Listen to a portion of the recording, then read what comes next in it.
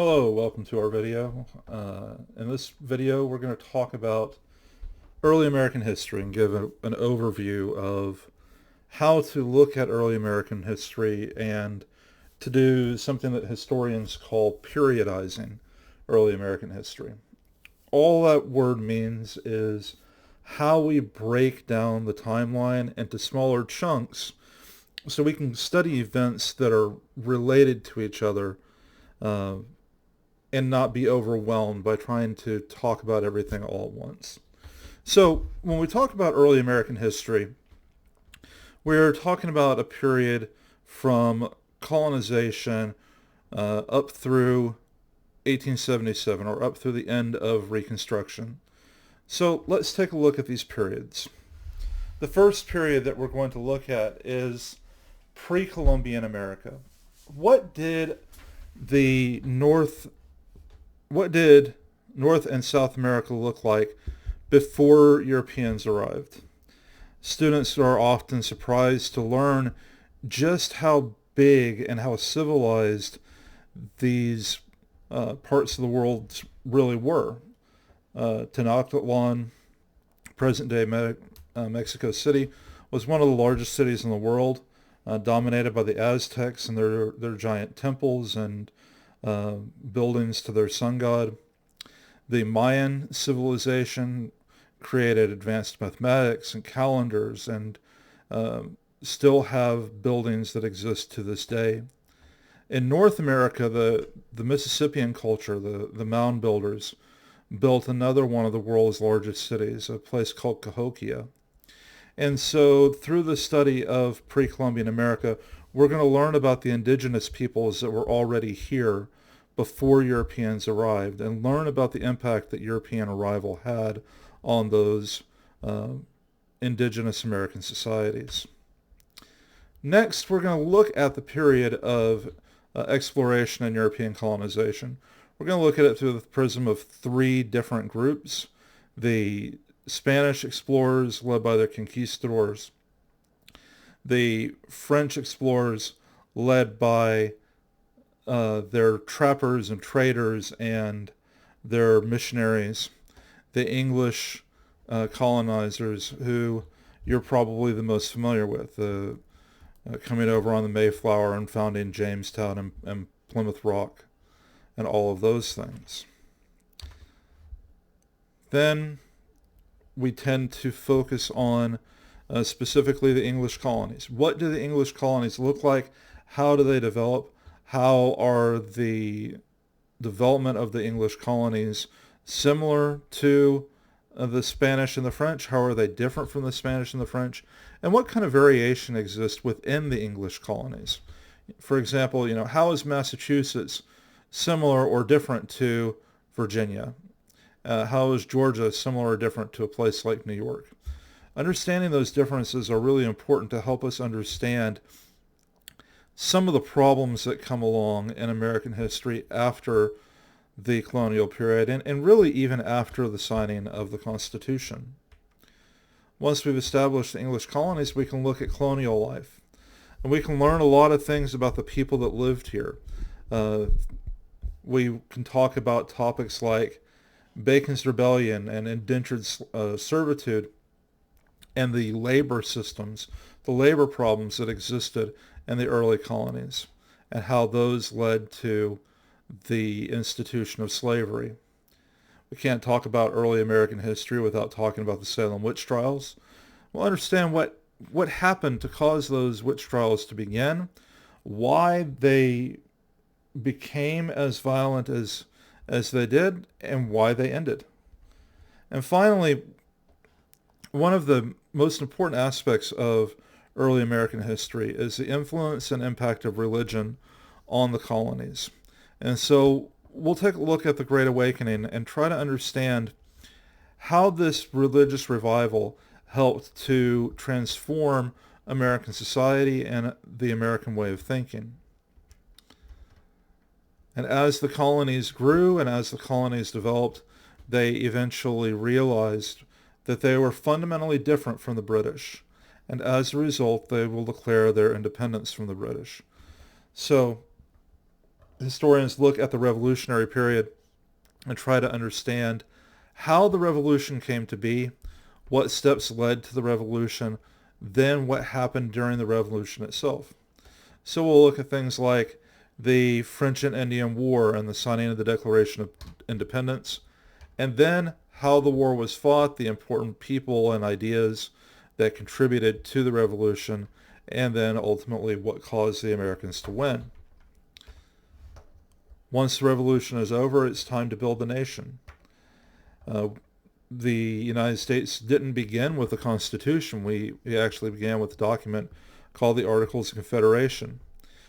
But in order to understand the Constitution, we have to understand what the Articles of Confederation were, why they didn't work, and why they had to be replaced. So we'll take a look at the Articles of Confederation. We'll take a look at the Constitution. What does it actually say? What does it mean? Why did we add amendments to it? What are the purpose of those amendments? And then we'll look at the Federalist Papers.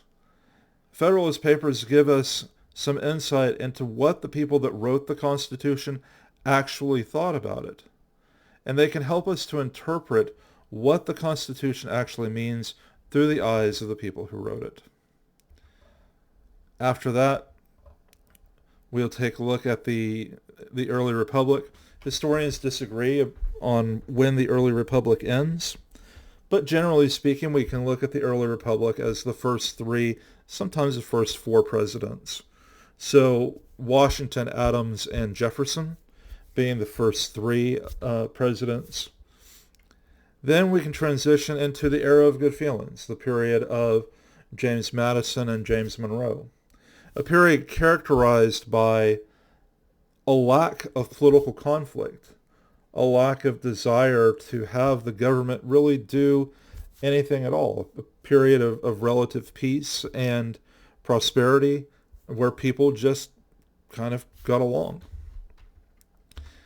Then we'll see how that comes to a crashing halt with the non-election of Andrew Jackson and what happens when John Quincy Adams wins his election in 1824, followed by Jackson's election in 1828. And we'll see the ways that Andrew Jackson fundamentally changed the presidency. And we'll try to understand, was he right to do the things that he did, or did he take the country in a negative direction? Historians don't agree. Historians have been fighting about this for almost 200 years now because Andrew Jackson is such a divisive figure. Nobody knows how to really categorize or how to judge the impact that he had on American history. We'll also talk about Manifest Destiny and the changes that come about as America expands to the West. We'll talk about all the groups who are affected. We can see the Native Americans on this side of the painting. We can see the farmers here. We can see single people moving to the West. We can see the stagecoach. We can see the railroad. We can see the ships in the harbor. All of these things representing progress and the growth of the United States, both as the size of the nation physically, but also growth in terms of its complexity, its population, and its economic power. And we'll try to understand what happens during the period of Manifest Destiny and why do we think that we should claim all of that land for ourselves. Then we'll take a look at the antebellum period. The antebellum is just a fancy word that means before the war. So before, bellum, the war. And we'll take a look at a lot of changes that were occurring there. We'll talk about slavery and the rise of cotton as the dominant crop of the Southern economy. We'll talk about industrialization and the rise of factories. We'll talk about railroad construction, and what that did to fundamentally transform the way that Americans lived, the way that they bought goods, and the way that our economy functioned. And we'll end this period of American history with an understanding of the abolitionist movement, meaning the movement to end slavery. How do we get there? And how did that movement evolve over time? Then we come to the Civil War. What led to the secession of the southern states? Why did the southern states think they could win? Why did the northern states think they could win? Then what happens during the Civil War? What happened to the people on the battlefield? What happened to the people who were not fighting? Just the average, ordinary people who were trying to live their lives in the midst of this giant conflict. And finally, we'll end with Reconstruction. What happened after the war was over? How did the United States heal from this war? How did we move on from the war? What changes occurred as a result of the war? These are really serious questions that have to be answered in order to understand why the United States developed the way that it did in the 20th century and how we got to where we are today. So that's our overview of early American history. Like I said, it's just a